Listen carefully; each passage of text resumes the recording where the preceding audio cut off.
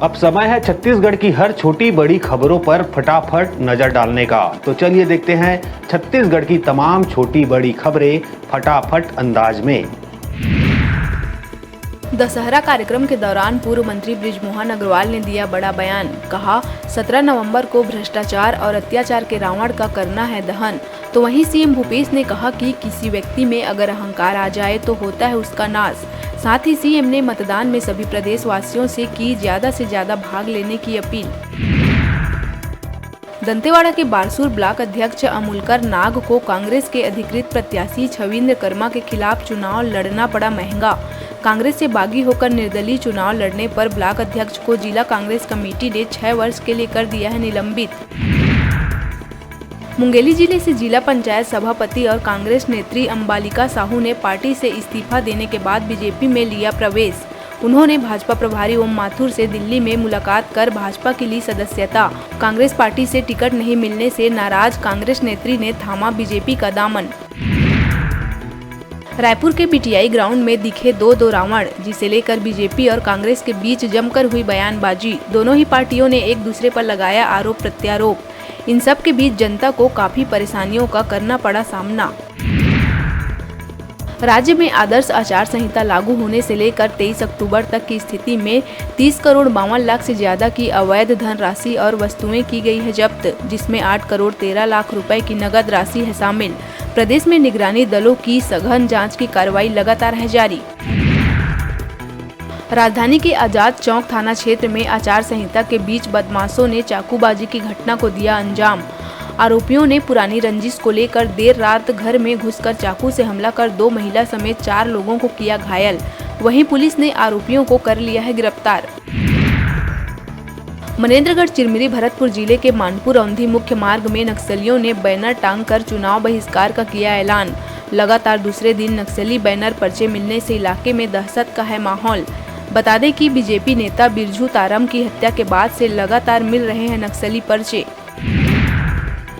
सूरजपुर बनारस मुख्य मार्ग पर बस और बाइक की हुई जबरदस्त टक्कर। हादसे में 3 लोगों की मौके पर ही हुई दर्दनाक मौत। मृतकों की अभी तक नहीं हो पाई है शिनाख्त। भटगांव थाना क्षेत्र की है घटना।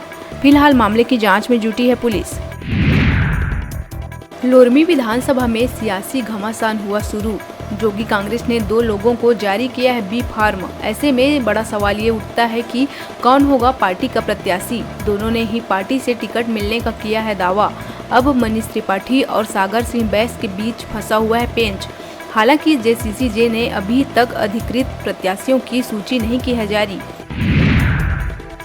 रायपुर धरसींवा से भाजपा के पूर्व विधायक देवजी भाई पटेल टिकट नहीं मिलने पर बीजेपी से चल रहे हैं नाराज। उन्होंने धरसींवा या रायपुर उत्तर से चुनाव लड़ने का बनाया था मन। भाजपा से नाराजगी के चलते अपने सोशल मीडिया से उन्होंने हटाया बीजेपी पदनाम।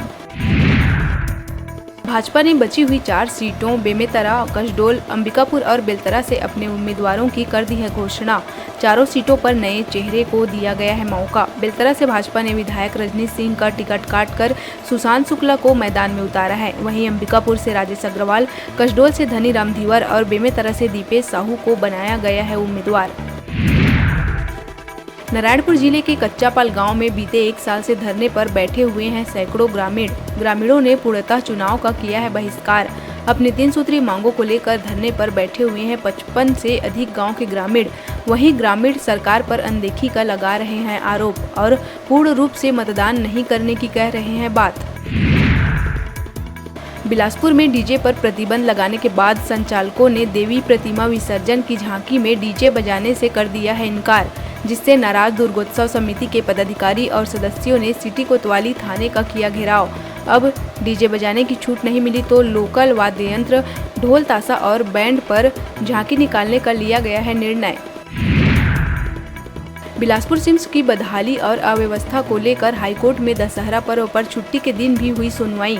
चीफ जस्टिस की डिवीजन बेंच ने कलेक्टर की रिपोर्ट और तस्वीरों को देखकर जताई नाराजगी। अधीक्षक डॉक्टर नीरज सेंडे की हुई छुट्टी। सिम्स का निरीक्षण करने के बाद कोर्ट कमिश्नर हाईकोर्ट में देंगे रिपोर्ट। कोरबा जिले में युवक युवती की लाश मिलने से फैली सनसनी। हसदेव नदी में मछली पकड़ने के लिए फेंके गए जाल में युवती की लाश फंसने से मछुआरे के उड़े होश। कोरबी पुलिस चौकी क्षेत्र के चारपारा से 6 महीने पहले घर से तमिलनाडु जाने के लिए निकली थी युवती लिली राज। तो वहीं उरगा थाना क्षेत्र के कुदुरमाल नहर में मिली युवक की लाश। मृतक मनीष सारथी के परिजन हत्या की जता रहे हैं आशंका। फिलहाल दोनों मामले की जांच में जुटी है पुलिस। मानसून की रोक के बाद अब छत्तीसगढ़ में ठंड का सिलसिला हुआ शुरू। मौसम विभाग के अनुसार अगले 5 दिनों तक तापमान में गिरावट का है आसार। तिल्दा में 13.7 डिग्री सेल्सियस, रायपुर में 19.3, बिलासपुर में 18.6, पेंड्रा में 15.4, इसके अलावा राजनांदगांव में 17 डिग्री सेल्सियस तापमान की गई है दर्ज। अभी वक्त हो चला है छोटे से ब्रेक लेने का, तो देखते रहिए न्यूज़ 36 छत्तीसगढ़ की आवाज।